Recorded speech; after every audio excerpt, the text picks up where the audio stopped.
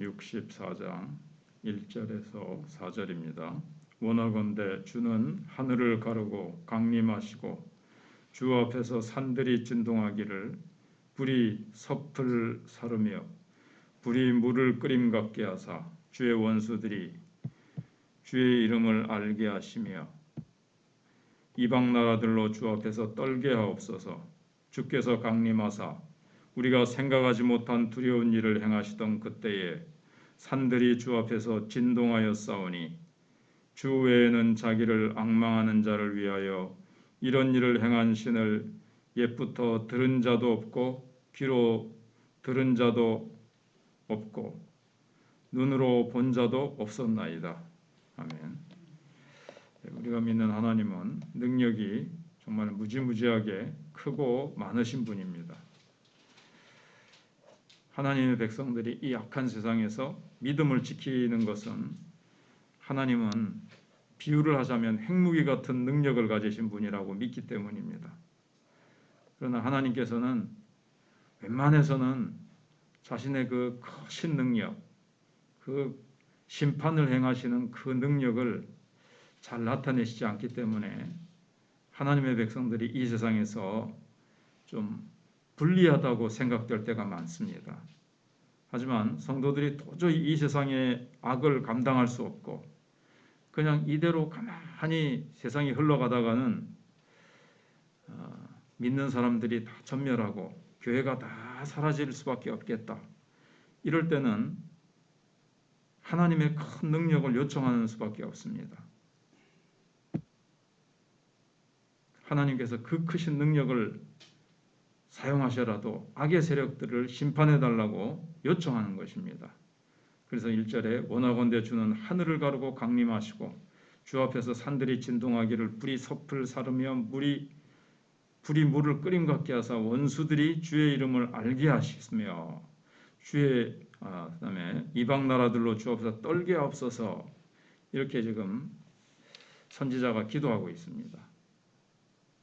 또 이스라엘 백성들이 기도한다고 볼 수 있습니다. 하늘을 가리고 강림하소서. 그러니까 이 세상에 하나님의 그 크신 권능과 영광의 모습을 나타내시라는 겁니다. 하나님께서 너무 오랫동안 침묵을 지키시고 마치 숨어 계신 것처럼 나타내시지 않으니까 하나님의 손길을 하나님이 일하심을 나타내시지 않으시니까 이 세상이 악으로 가득 차 있다는 겁니다. 이대로 두면 이 세상은 완전히 악의 세상이 되고 믿는 사람들은 한 사람도 남지 않을 것 같으니까 하나님의 살아계심과 그 능력을 보여주셔서 더 많은 사람들이 하나님을 두려워하고 악한 자들은 함부로 날뛰지 못하도록 하게 해 주시라는 것입니다. 이스라엘 백성들은 그런 모습을 본 적이 있습니다. 하나님이 나타나시면 하나님이 어떻게 일하시는가를 봤습니다. 그게 바로 이제 출애굽 사건이죠. 출애굽 사건 때 보니까 10가지 재앙도 10가지 재앙이지만 이스라엘 백성들을 이제 애굽에서 하나님이 구출하신 다음에 시내산으로 인도하셨습니다.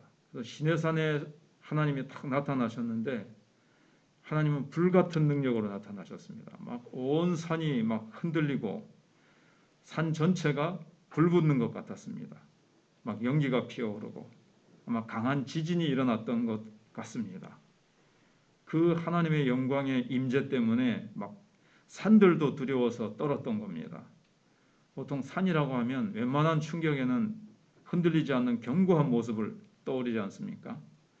그런데 하나님의 임재 앞에서는 산들도 떨더라는 겁니다.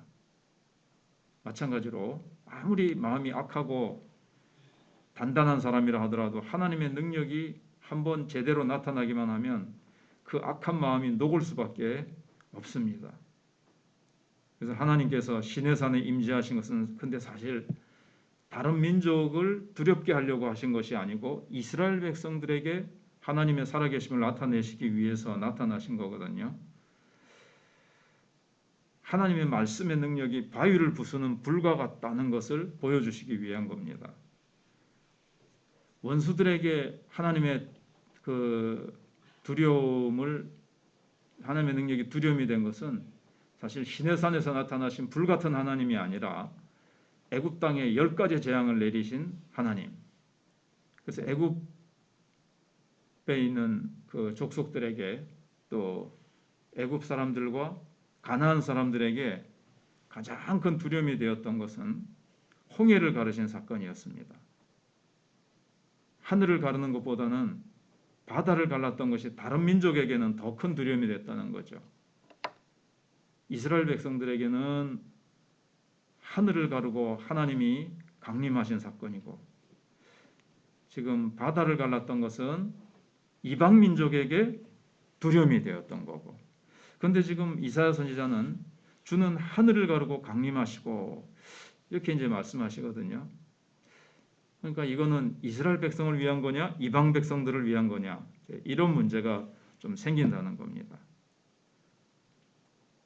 우선 하늘을 가르고 강림하소서, 이 말은 하나님 급하게 빨리 강림해 달라는 겁니다. 옛날에는 그냥 방마다 지금처럼 벽이 있다기보다는 그냥 이렇게 휘장을 쳐놓고 이제 살았습니다. 방이 이제 휘장으로 나누어져 있는데 너무 급한 일이 생겼을 때는 휘장을 돌돌 말아가지고 걷어 올리는 게 아니라 그냥 바로 그냥 휘장을 가르고 그 다음 다른 방으로 싹 들어갑니다. 그것처럼 하나님 급합니다. 저 하늘이 마치 이제 휘장으로 표현한 거예요. 하늘을 가르고 바로 그냥 속히 지금 나타내시옵소서, 이런 의미입니다. 사람들의 눈에는 보이지 않지만 저 하늘은 휘장과 같이 다 되어 있는 거예요. 그 휘장 뒤에서 하나님은 이 세상을 다 보고 계십니다. 그런데 지금 하나님의 백성들이 너무 어렵고 위기에 빠지게 됐으니까 하나님 잠시도 지체하지 마시고 휘장을 찢고 바로 하나님의 정체를 드러내시옵소서, 이렇게 지금 기도하고 있는 겁니다. 그러면 하나님이 나타나실 때 증상이 뭐냐 하면 바로 주 앞에서 산들이 진동하고 불이 섭을 사르며 불이 물을 끓음 같게 하시고, 또 주의 원수들이 주의 이름을 알게 하시며 이방 나라들로 주 앞에서 떨게 하옵소서, 이렇게 지금 기도하고 있는 겁니다. 근데 이게 바로 앞에서 쭉 설명했던 대로 출애굽 때 하나님이 나타나신 것처럼 홍해도 가르시고 열재앙도 나타내시고 시내산에서 불과 같이 나타내신 것처럼 지금 하나하나 열재앙, 홍해 가른 사건, 시내산에 나타나신 사건, 그게 별개로 하나하나 따로따로 존재하는 것이 아니라 그 모든 것이 다 합쳐진 것처럼 하나님이 그렇게 나타나시라는 거예요. 하나님이 모든 피조물들을 주관하시는 하나님, 개구리, 이 파리, 뭐 그런 것들이 이렇게 다 하나님이 주관하셨지 않습니까? 출애굽 때 바다를 가르시고 애국 군대가 다 홍해에 수장되어 빠져 죽도록 하나님이 하셨습니다.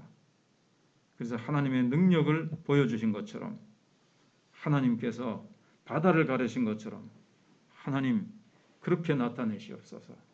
이스라엘 백성들은 10가지 재앙을 보면서 하나님의 능력을 체험하고 홍해를 가르시는 걸 보면서 하나님의 능력을 더 체험을 하면서 하나님의 능력 더 가까이서 봤습니다. 시내산에서는 거의 직접적으로 보다시피 점점 더 하나님의 능력을 더 체험한 거죠. 그것처럼 이제 지금 선지자와 이스라엘 백성들은 바로 그렇게 하나님께서 크신 능력으로 나타내시옵소서 되어 있는데, 자, 이게 뭘까요? 이것은 한마디로 영적인 부흥을 얘기하고 있습니다. 그리고 예수 그리스도께서 이 기도에 하나님은 어떻게 응답하셨냐면 예수 그리스도를 보내주셨습니다. 하늘을 가르고 예수 그리스도께서는 강림하셨습니다. 근데 이제 문제는 뭐냐 하면은 정말 하늘을 가르고 구름을 타고 막 하늘에서 쫙 내려오시면 사람들이 믿을 텐데 예수님은 조용하게 은밀하게 안 보이게 그냥 이렇게 사람의 모습으로 가난한 집에 모습, 사람의 모습으로 오셨단 말이에요. 이 유대인들은 자기네들이 기다리던 자기네들을 구해줄 메시아가 정말 하늘을 가르고 신비한 방법으로 내려오시든지 아니면 땅에서 솟아나시든지 신비한 방법으로 나타나실 줄 알았는데 그냥 조용히 사람의 모습으로 나타나셨어요.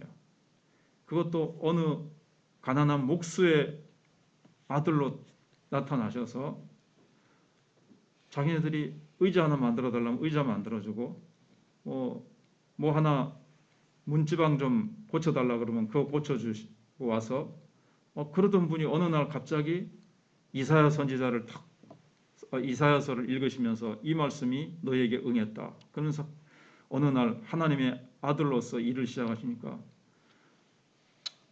나사렛 고향 사람들도 안 믿은 거예요. 요셉의 아들이 아니냐. 우리 의자 만들어주고 우리 문지방 고쳐주던 그 청년이 뭐 이렇게 된 겁니다. 그러나 하나님께서는 아들을 보내신 사건이 하늘을 가르고 이 땅에 임하게 하신 사건이 가장 큰 사건이고 하나님의 아들이 이 땅에 임재하셨다. 이 땅에 오셨다. 그게 이제 가장 놀라운 사건이죠. 예수 그리스도께서 십자가에 우리를 위해서 죽으시고 나타난 사건은 뭡니까? 그야말로 성령이 임하셨습니다. 불과 같이 임하셨습니다. 그리고 우리 사람들의 마음속에 있는 섭을 태우듯이 우리 속에 있는 죄, 강팍한 마음, 우리 속에 세상과 죄를 사랑하는 마음들을 다 태워버리시고 물이 끓음과 같이 성령이 우리의 마음을 막 끓게 하셔서 주를 향해서 그냥 순종하고 사랑하고 그렇게 살게 하고 싶은 그 성령이 임하실 때 사탄의 세력이 두려워 떨고 악의 세력이 두려워 떨고 우리의 죄를 태워버리시고 깨끗한 양심을 가지게 하셨습니다.